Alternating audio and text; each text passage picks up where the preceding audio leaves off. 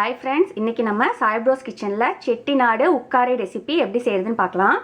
அதுக்கு வந்து ஒரு 1/2 கப் பாசி பருப்பு எடுத்துர்க்கேன். அத முதல்ல நம்ம குக்கர்ல போட்டு ஃபர்ஸ்ட் நல்லா வறுத்துக்கலாம். சோ நல்லா வாசம் வர்ற வரைக்கும் நம்ம நல்லா வறுத்து எடுத்துக்கலாம். சோ பாருங்க ஒரு 5 மினிட்ஸ் நல்லா வறுத்தாச்சு. இத வந்து ஒரே 1 கப் தண்ணி ஊத்தி நம்ம ஒரு விசில் விட்டு வேக வச்சு எடுத்துக்கலாம். இதுல 1 கப் தண்ணி ஆட் பண்ணி ஒரே ஒரு விசில் மட்டும் வச்சு நம்ம குக்கர்ல எடுத்துக்கலாம். ஏனா ரொம்ப குழஞ்சிர கூடாது பாசி பருப்பு, அதனால ஒரு விசில் மட்டும் போதும். சோ அந்த சைடு நம்ம குக்கர் வச்சாச்சு.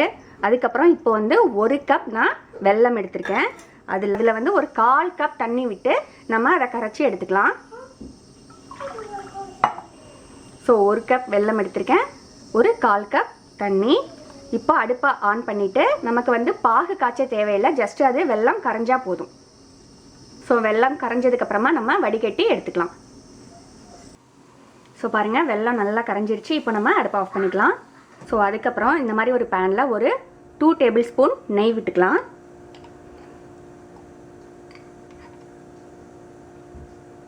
நெய் உருகுனதுக்கு அப்புறமா நம்ம கொஞ்சம் முந்திரி வறுத்து எடுத்துக்கலாம்.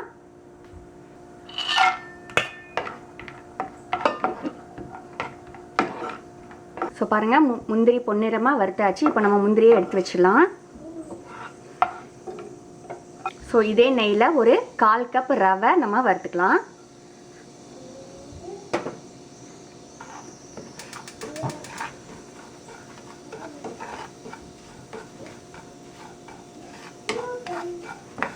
ஸோ ஃப்ளேம் வந்து சிம்மில் வச்சு நல்லா ஸ்மெல் வர வரைக்கும் நம்ம வறுக்கணும்.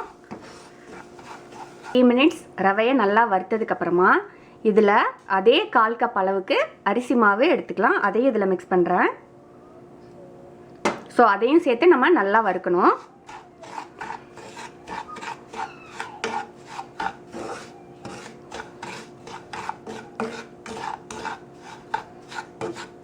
ஸோ இதோட ஒரு 2 டேபிள் ஸ்பூன் திருகின தேங்காய் எடுத்துக்கலாம். அதையும் மிக்ஸ் பண்ணி அதையும் சேர்த்து வறுத்துக்கலாம்.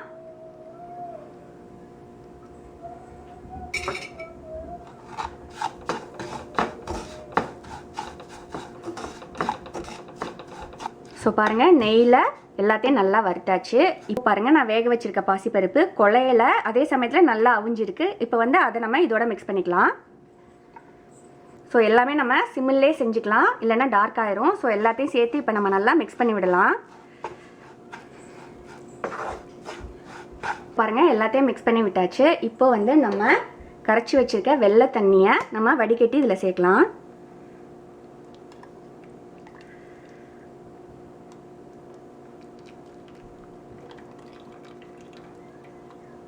ஸோ இப்போ எல்லாத்தையும் மிக்ஸ் பண்ணி விட ஆரம்பிக்கலாம்.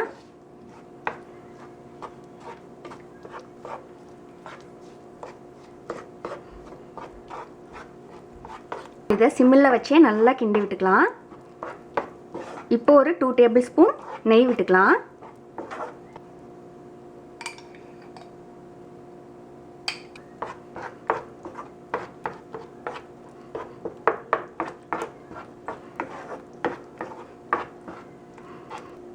இதில் ஒரு 1/4 டீஸ்பூன் ஏலக்காய் பவுடர் சேர்த்துக்கலாம். ஸோ நீங்கள் ஃபுல்லாக நெய்யாக கூட ஊற்றாமல் கொஞ்சம் எண்ணெய் கூட நீங்கள் ஆட் பண்ணிக்கலாம்.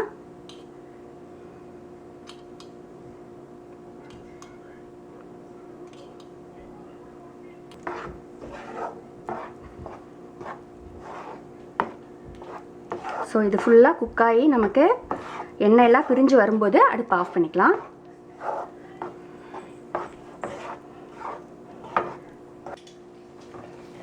ஸோ பாருங்கள் நல்லா வெந்துருச்சு. ஓரம்லாம் நல்லா நமக்கு எண்ணெய் விட்டுட்டு வருது. ஸோ இந்த டயத்தில் நம்ம அடுப்பு ஆஃப் பண்ணிக்கலாம். நம்ம ஆல்ரெடி வறுத்து வச்சுருக்க முந்திரியை இதோட சேர்த்துக்கலாம். ஸோ நமக்கு ரெசிபி ரெடி ஆயிடுச்சு. இந்த ரெசிபி உங்களுக்கு பிடிச்சிருந்தது அப்படின்னா சாய்ப்ரோஸ் கிச்சனை லைக் பண்ணுங்கள், ஷேர் பண்ணுங்கள், சப்ஸ்கிரைப் பண்ணுங்கள். Thank you friends. பாய்.